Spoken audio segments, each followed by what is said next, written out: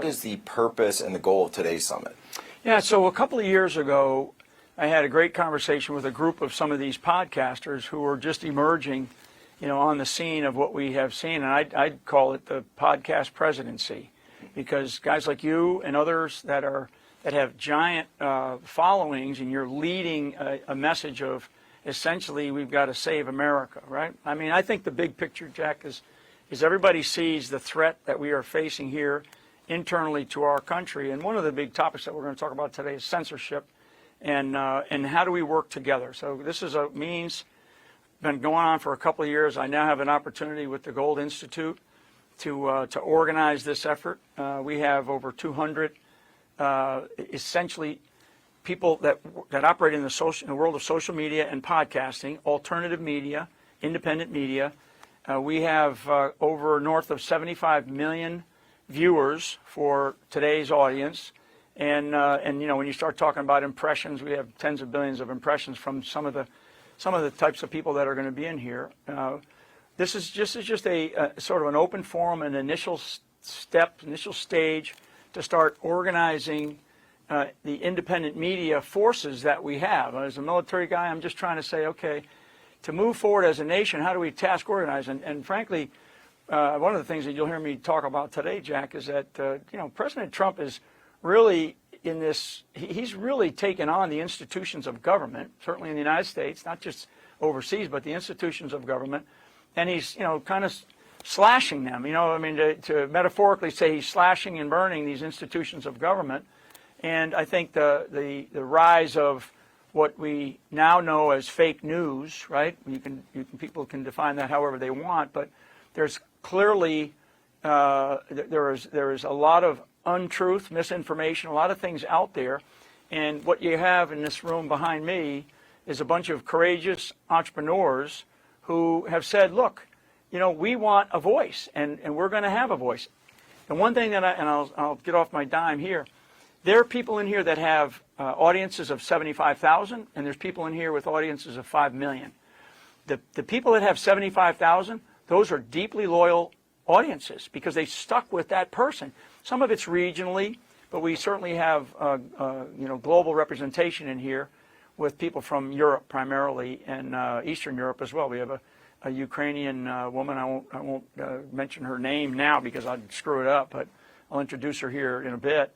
She's got an audience of 3 or 4 million from Ukraine, and she's got an interesting view of the world. So part of this is not just to talk about the current situation, it's to talk about how do we organize better, because thank God that we have Elon Musk, and he opened up X, bought Twitter and turned it into X, and we have this great platform, which is great. But if that changes, and you just don't know, where else do you go? What are the battlefields of the future that we are going to have to operate on? And and as you know, you helped me, promote it.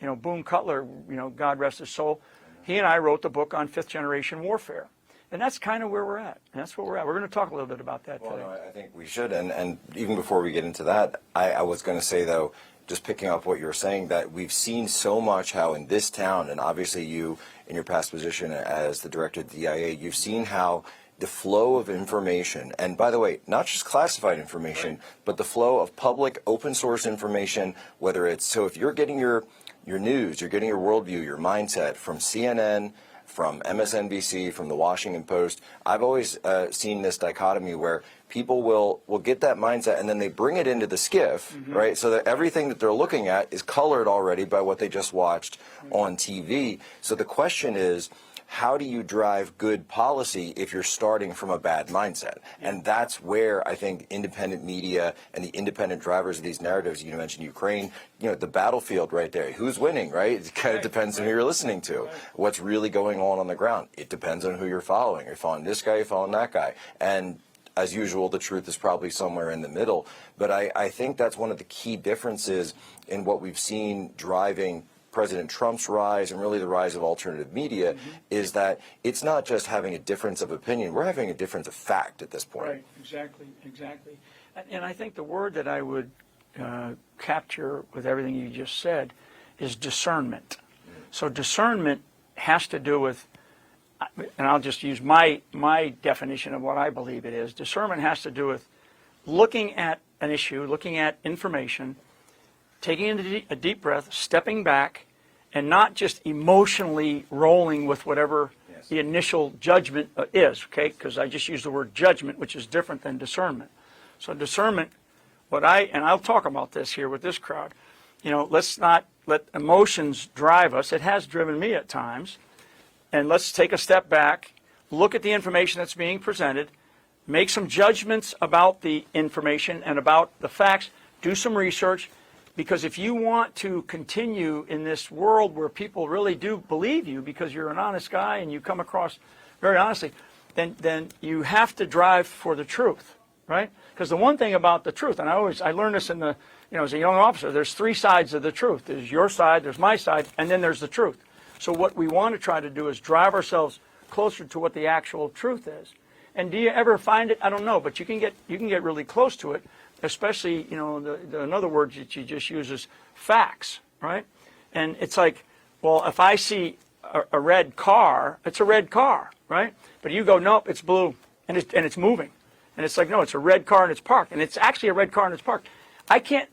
I'm not sure I can convince that person that says it's a blue car and it's moving. I just don't know if I can convince them. So I don't want to waste a lot of time with that person. And if there's people that are listening to them, they're injured.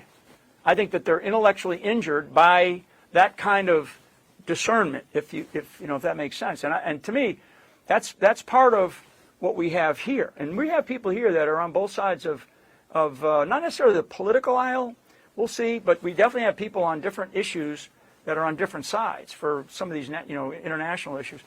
We're not here today to talk about the current events of the day. We're here to talk about understanding the future of alternative media, because as we've seen, and we're going to show a couple of charts here, we've seen the decline of corporate media, the decline of advertising for sure, and the rise of advertising and the rise of alternative media, because people know, well, that's where people are going, right?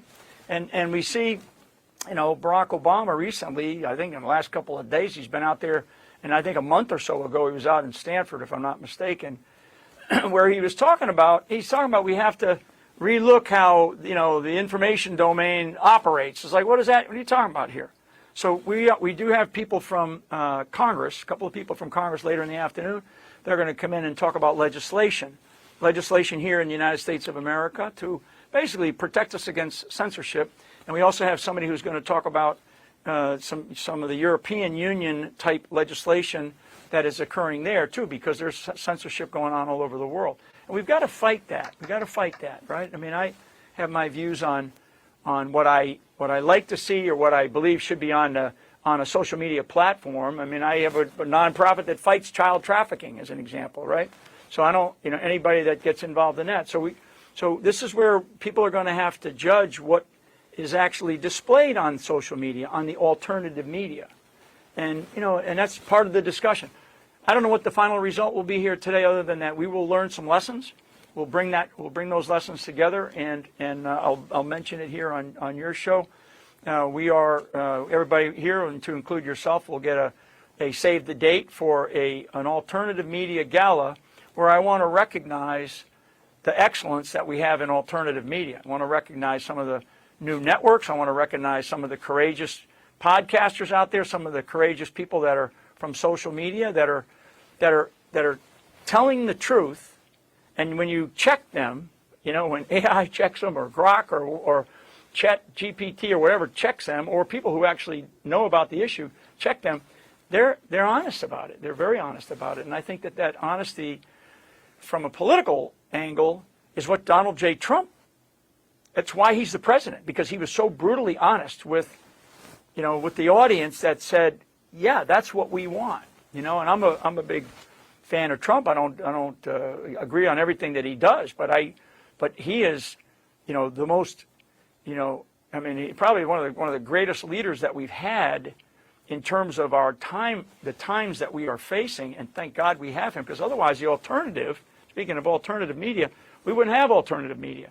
We would have something that is so egregious had we gone the other direction. And going down to his own social media and Right, has his own Truth right, Social everything. and been banned, and I think that speaks to the power of these networks as it is, because if they can ban a sitting president of the United States, then who's actually in charge? Because if they decide the president can't have access to speak anywhere, I mean, it'd be unheard of to say the president's speech can't be broadcast on national TV in the 60s, 70s, 80s, but suddenly he can't be on social media. Well, It's totally unheard of. And then they cut him off. Some That's of these right. corporate networks, they cut off the president of the United States, and when he's in the middle of a bilateral conversation with a country that matters, right? I mean, and all of them do, but certainly a top 5 or a top 10 economy. Last night, Right. all the rest of it. Well, one of the pieces I wanted to get into is that, you know, we've been fighting over at Human Events, and you know, it's small, but it's big in the sense, this case out in Utah with the murder of Charlie Kirk, our friend. Right. The lawyers for the defendant, they just filed, and it gets to the censorship question, because they just filed a motion that cameras should be banned from the courtroom, that they don't want that to be shown. And I think this is a huge problem, and it gets to this problem of censorship and this affinity for censorship, that we seem to an appetite for it that we didn't used to have as a country. The whole point of putting something out publicly, especially in a trial, right, is that the public can be, in an open society, the public should be a check on the process. Yeah. So you've got a piece of evidence, the prosecutor's got evidence, the defense has an argument, they're fighting it back and forth, and of course the jury decides guilty, not guilty. The judge, hopefully calls balls and strikes, but the public has the ability to come in and be a check on the entire process, because they could elect a new judge if they don't like the judge. They could do something and fight it out in federal court, et cetera. So when I look at that case specifically, and you're talking about these networks, and there are, and you mentioned fifth generation warfare. I look at the assassination of Charlie Kirk as an example of fifth generation warfare in action. And I went on CNN, I think just a day or two after it happened, and they asked me, they said, are we in a civil war? And I said, we are seeing asymmetric civil warfare. Yeah. And that's the definition of fifth generation warfare.